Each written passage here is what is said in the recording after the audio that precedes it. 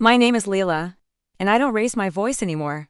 I save my breath for kettles and courtrooms. Courtrooms got chairs. Kettles got answers. The whole mess began with water in the wall, and my daughter, April, on my porch with a clipboard and a hurried hug.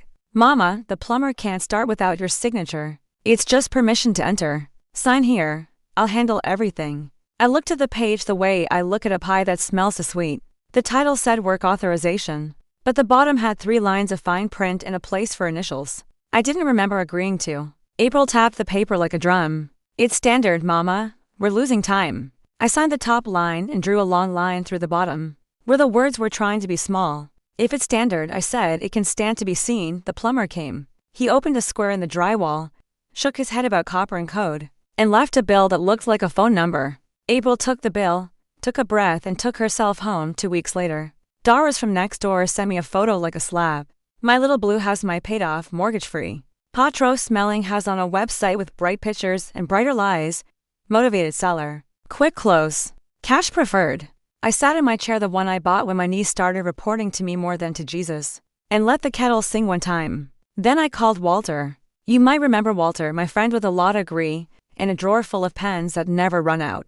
Walter, I said, my child has lost her coat and found her nerve. Meet me by the sugar bowl. He came with his notebook and those reading glasses he only wears to be dramatic. I showed him the listing. He read it twice, then snorted like the old bull he is. They can't list without a signed agreement, Lila. They can if they use the wrong paper, I said, and handed him a copy of what I didn't sign.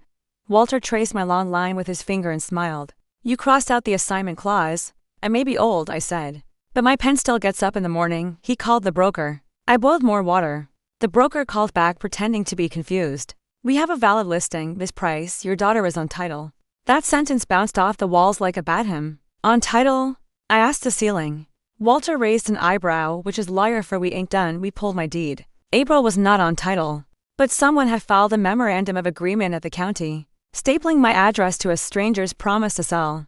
The clerk stamped it, the algorithm swallowed it, and the internet did the rest. I didn't cry. Tears are for graves and fresh-baked bread. I went to the bank. At the bank, I asked for tea. They didn't have any, so I made do with authority. I put a freeze on everything that could be frozen accounts, equity lines, any foolishness that could learn to run. Then I walked 2 doors down to the notary and signed what Walter had already typed. A revocation of any listing, a sworn affidavit about my wandering child, and a little letter to the broker that began with cease and ended with desist.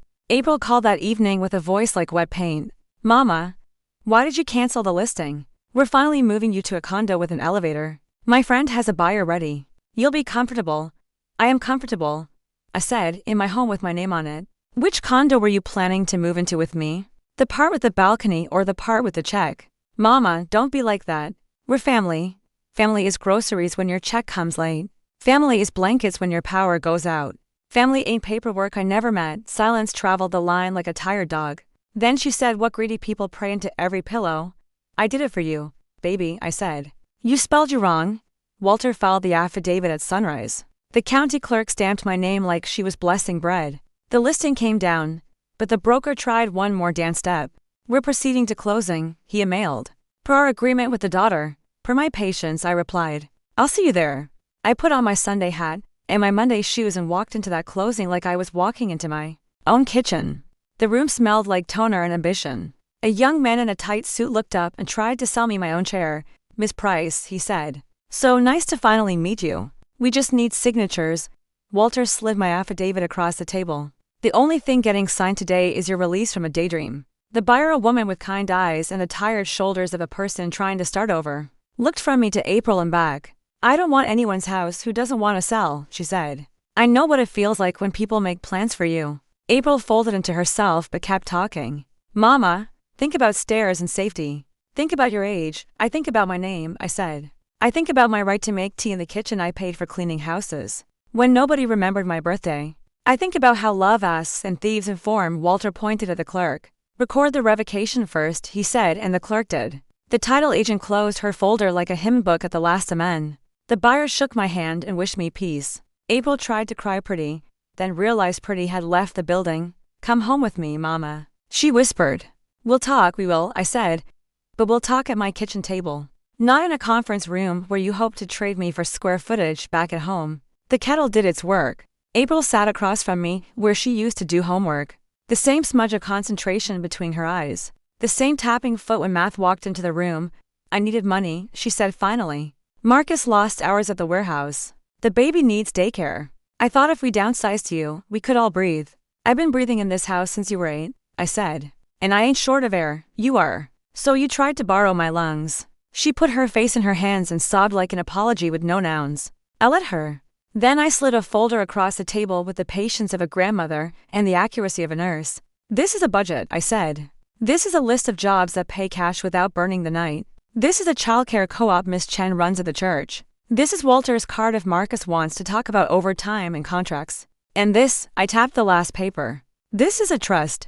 It says this house belongs to the woman who cleans it, feeds it, and pays the taxes on time. It also says if anybody tries to sell it without my permission, the house will laugh at them and the court will laugh louder. April looked at the word trust and flinched like it was a snake. So you don't trust me?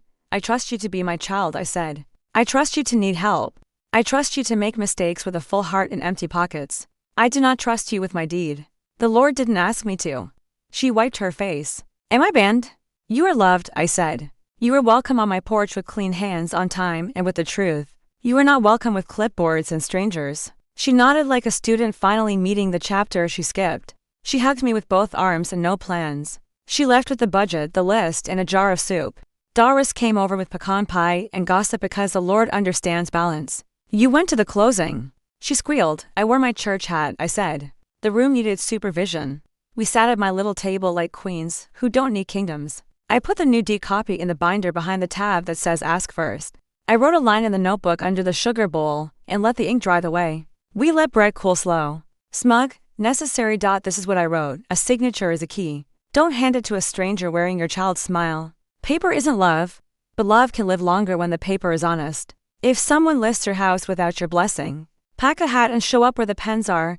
April found work within 2 weeks afternoons at a daycare, where babies respect naps and adults respect clocks. Marcus took every Saturday shift the warehouse would sell him, then sold his game console to pay down the month that kept barking. They came for dinner on Sundays with a bag of groceries and a lack of excuses. We ate like people who have remembered the rules. Ask first, arrive on time. Bring something besides your appetite. Sometimes April touches a side of the house when she leaves. The way she used to pat my arm when she fell asleep on the couch. She doesn't have to say sorry anymore. She says thank you without words, and me? I still don't raise my voice. I raise my pen. I raise my kettle. I raise my granddaughter on Monday mornings before the daycare opens, humming the same old hymn. You don't have to shout to be heard. You just have to show up with your name spelled right. Because peace is a D recorded. A chair that knows you, and a front step that remembers your feet. And if you ever see your house smiling at you from a stranger's website, do what I did. Wear your church hat. Bring your binder. Sit down like the room was waiting for you.